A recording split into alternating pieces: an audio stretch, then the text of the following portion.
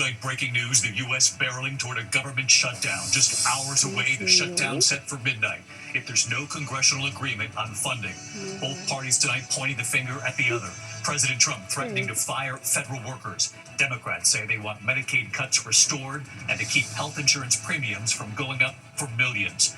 Tonight, the U.S. military's top brass summoned to Quantico, Virginia.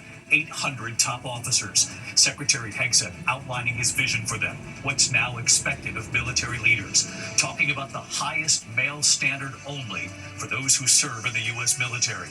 Then President Trump on stage saying, if you don't like what I'm saying, leave the room. Adding, of course, there goes your rank. The president saying he's told Secretary Hegseth we should use some dangerous cities as training grounds for the military.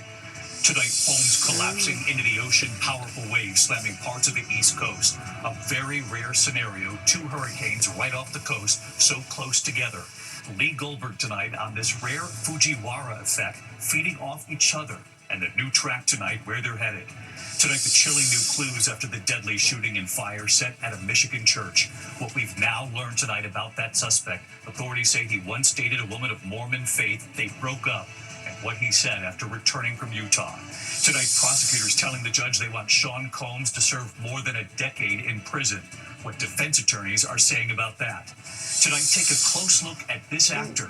And now, the growing backlash tonight. The actor AI generated, created by artificial intelligence, and now looking for work. There are many opinions on this. Tonight, the famous couple breaking up. Actress Nicole Kidman filing for divorce from her husband, country music star Keith Urban. Kidman and what she reveals in her filing. The controversy over the woman who appears to snatch Patrick Mahomes' headband from a child. It has gone viral, and what's happened now? And America Strong tonight, the grandson and what he was determined to do with his grandfather. You won't believe what that grandson has brought to life. From ABC News World Headquarters in New York, this is World News Tonight with David Muir. Good evening. We begin tonight here with the breaking news. The federal government barreling toward a shutdown set for midnight. Both parties blaming the other. President Trump tonight threatening to fire federal workers and to cut programs and benefits, saying he can do things that are irreversible. Tonight, Democrats say they want Medicaid cuts restored and to keep health insurance premiums from going up for millions. And Democrats say Republicans would rather shut the government down than protect the health care of the American people. Both sides tonight digging in with this shutdown now hours away, affecting millions of Americans. Rachel Scott leading us off tonight. Tonight, with the government set to shut down at the stroke of midnight, President Trump now threatening to fire, quote, a lot of federal workers if Democrats don't back down. We'd be laying off a lot of people that are going to be very affected. But Democrats holding firm, demanding that Republicans reverse cuts to Medicaid and extend expiring Obamacare subsidies to prevent insurance premiums from rising for some 20 million Americans. They'd rather shut the government down than protect the health care of the American people. That's unfathomable. Today, the president turning up the pressure, now warning he could slash government programs. We can do things during the shutdown that are irreversible, that are bad for them and irreversible by them, like cutting vast numbers of people out, cutting things that they like, cutting programs that they like. He even floated the idea of cutting benefits without saying which ones. We can do things medically and other ways, including benefits. Tonight, I brought his words to Democratic Senate Minority Leader Chuck Schumer. The president is now threatening these irreversible cuts to the workforce, to programs. Is that a risk that Democrats are willing to take? It will fall on him, as I said. He's the one doing the firings, not Democrats. Even without the fear of layoffs, if the shutdown happens, as many as 4 million federal employees could go unpaid. In Thompson, Illinois, that means prison officers already stretched thin, now pushed to the max. We need the government to stay open so that we don't have to live off our credit cards, that we don't have to take multiple loans just to pay our mortgage, to pay our daily necessities. And families of roughly 2 million service members could feel the pinch too. Jamie Billard, whose husband is in the Coast Guard, is preparing to tell her kids they'll have to scale back on things like dinners out and picture day at school. What do we set as a priority? Your dad's not getting paid right now. That's our sole source of income. You know, I said no because there's bigger things happening here. David, Senate Republicans forced a vote on a bill to keep the government funded, but Democrats overwhelmingly rejected it because it did not include any of their demands. So tonight, all signs are pointing toward a government shutdown in just a few hours, David. Just hours from now, Rachel Scott leading us off. Rachel, thank you. Tonight, the U.S. military's top brass summoned to Quantico, Virginia, 800 top officers. Secretary Hegseth outlining his vision, what's now expected of those military leaders, and talking about the highest male standard only for all of those who serve in the U.S. military. Then President Trump on stage, the president saying he has told Secretary Hegseth we should use some dangerous cities as training grounds for our military. Here's Martha Raddatz. In an unprecedented meeting, which the former Weekend Fox and Friends host broadcast live, Secretary Pete Hegseth warning hundreds of combat-tested generals, admirals, and senior officers flown in from around the world that the military under his leadership will be dramatically changed. No more identity months, DEI offices, dudes in dresses. No more climate change worship. No more division, distraction, or gender delusions. No more debris.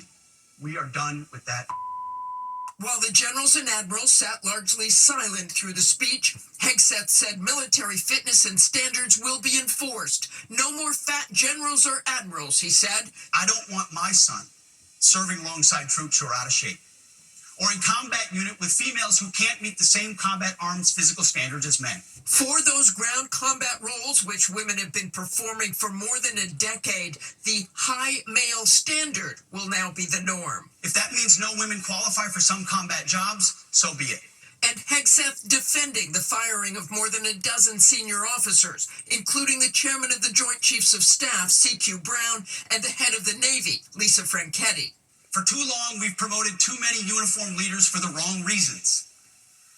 Based on their race, based on gender quotas, based on historic so-called firsts. But Hegseth was not just talking personnel, but policy. The rules of engagement meant to protect civilians and non-combatants, those, he said, have become too politically correct. We also don't fight with stupid rules of engagement. We untie the hands of our warfighters to intimidate, demoralize, hunt, and kill the enemies of our country. President Trump then took the stage to address the officers. And if you don't like what I'm saying, you can leave the room. Of course, there goes your rank, there goes your future. Telling his audience of some of the most experienced warfighters in a generation, the military should practice on American cities. I told Pete we should use some of these dangerous cities as training grounds for our military. And David, I am told that many of the officers in the audience were especially jarred by those remarks about training in American cities. Others say they are now thinking about where their red lines are, because David Hegseth made clear that if they don't like what they are hearing from him, they should resign. David? Martha Raddatz in Washington tonight. Martha, thank you. Tonight we're watching two hurricanes very close together right now off the East Coast. Hurricanes Umberto and Imelda, and the so-called Fujiwara effect feeding off each other. Homes have already collapsed into the ocean, and tonight Lee Goldberg with the new track where they're both headed. But first, Victor Akendo with the images for us. Tonight, powerful waves fueled by Hurricanes Umberto and Imelda pounding the Outer Banks, sending multiple homes crashing into the Atlantic Ocean.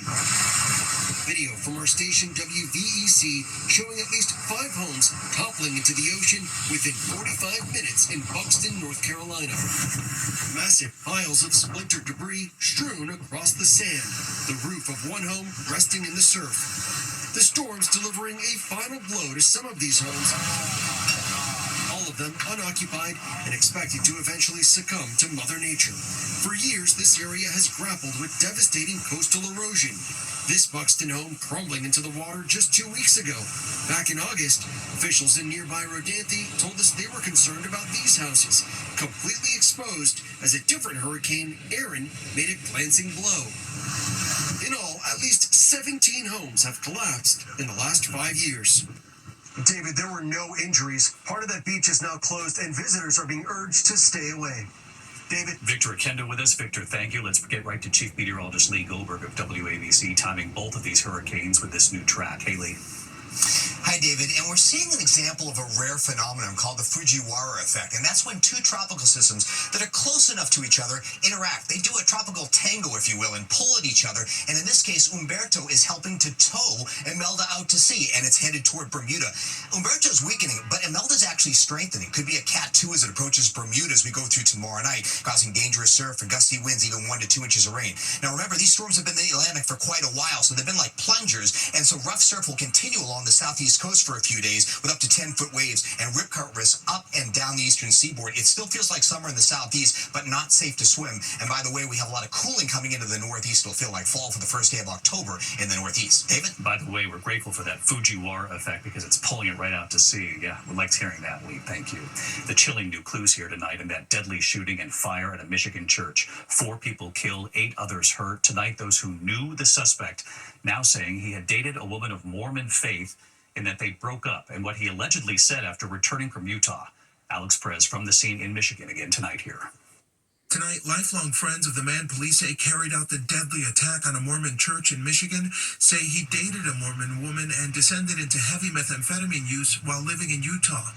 Peter and Francis Tersini say after alleged gunman Thomas Jacob Sanford's relationship ended with the woman and he returned to Michigan, he had changed. Peter Tersini says Sanford went on rants about Mormons, adding it was an absolute gut punch when he learned his friend is the man authorities say carried out the attack. Francis Tersini, writing in a Facebook post, that man that came back from Utah wasn't the same. He was a puppet, and the puppeteer was Satan. Police say the gunman, an Iraq War veteran, killed 4 people Sunday morning. And tonight, we're learning about one of the heroes inside the church. Greg McCath's family telling ABC News he tried to stop the gunman. He was shot 3 times and remains in the ICU. And David McCath's family says he is facing a long road to recovery. Officials here say they are working around the clock to pinpoint a motive. David? Alex Perez on this again tonight. Alex, thank you. Tonight, some of Hollywood's biggest names are sounding the alarm over a new actor, AI-generated, made by artificial intelligence, and looking for work. Judge for yourself tonight. Here's Matt Gutman. You've seen just about everything on the big screen, except this. Tilly Norwood, 100% AI generated. Tilly Norwood is an AI-generated actress gaining attention and drawing swift backlash as interest from a number of Hollywood talent agencies is growing. Eileen Vandervelden, who runs the company that created Tilly, said they will soon be in talks to have their AI character represented by a talent agency. Vandervelden once said she wanted the AI-generated actress to be the next Natalie Portman or Scarlett Johansson. Facebook and Instagram accounts for Tilly Norwood portray it as an aspiring actress, perfectly imperfect, down to the freckles and blemishes, with a British accent to boot. Thanks for watching. The notion that Vandervelden claims that talent agents were circling has drawn the wrath of Hollywood royalty. Emily Blunt telling Variety's Clayton Davis, That's an AI. Yes, that is a... Good Lord. We're screwed. That is really, really scary. And it's about to be signed. Whoopi Goldberg spoke about the loss of a human connection. Well, if you stick with this, with AI, you won't have any connection to anything but your phone. Hollywood's powerful actors union SAG-AFTRA with a statement saying creativity is and should remain human-centered. The union is opposed to the replacement of human performers by synthetics. The use of AI-generated actors and voices was a main concern of actors during their historic strike in the summer of 2023. Tilly is the first creation from Sequoia, the world's first AI talent studio, responding to the controversy. Vandervelden saying, like many forms of art before her, Tilly sparks conversation. That in itself shows the power of creativity. And David, Tilly's creator saying that those AI-generated actors are not meant to replace human performers, but rather should be thought of as a work of art. Some here in Hollywood already calling them an abomination, saying that they would boycott talent agencies that hire those so-called AI-generated actors. David. Yeah, there's going to be a lot of talk about this one. Matt Gutman tonight. Thank you. Now to major news in the Sean Combs case tonight. Prosecutors telling the judge Combs should serve 11 years in prison, saying the violence and abuse associated with his crime should be taken into account. Defense attorneys calling the recommendation draconian. They're asking that Combs be sentenced to time served. He will be sentenced on Friday.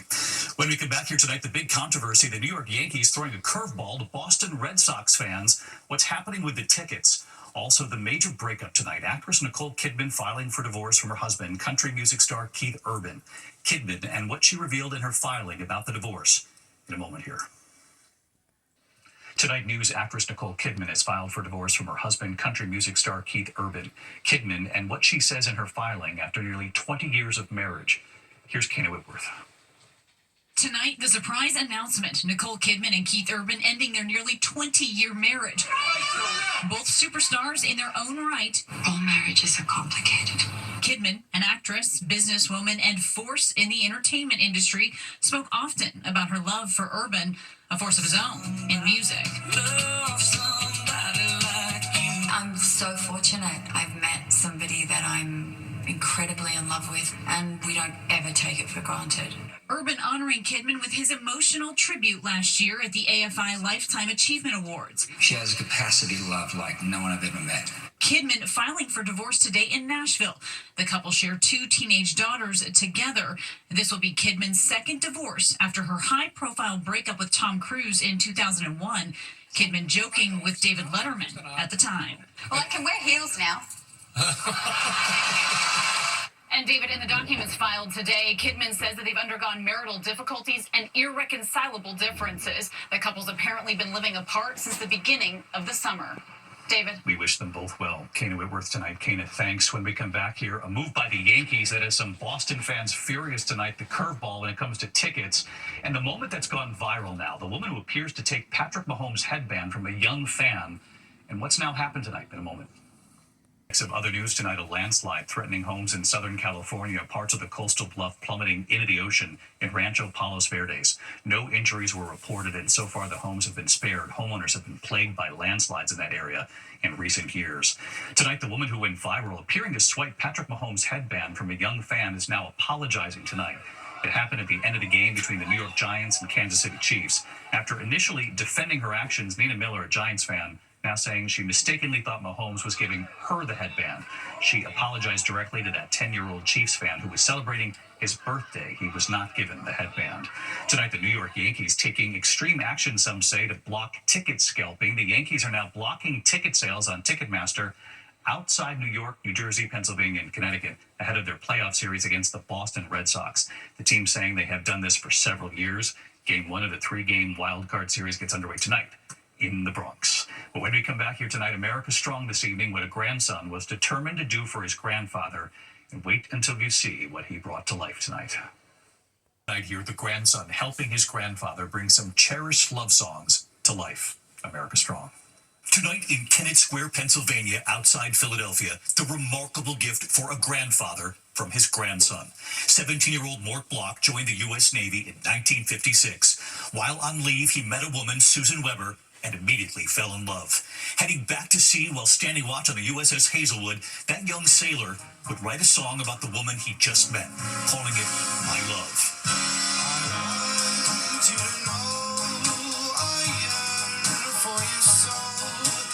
They marry in 1960, start a family, and that song, forgotten in a drawer for decades, until that sailor's grandson, Matt, found it.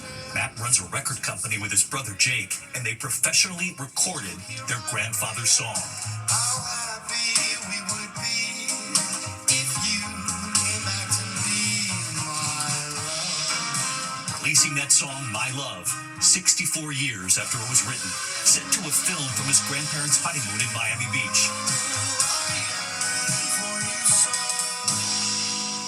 The song going viral, and the family reading through all of the rest of the love letters written all those years ago, and tonight a new song now, The Lonely Sea.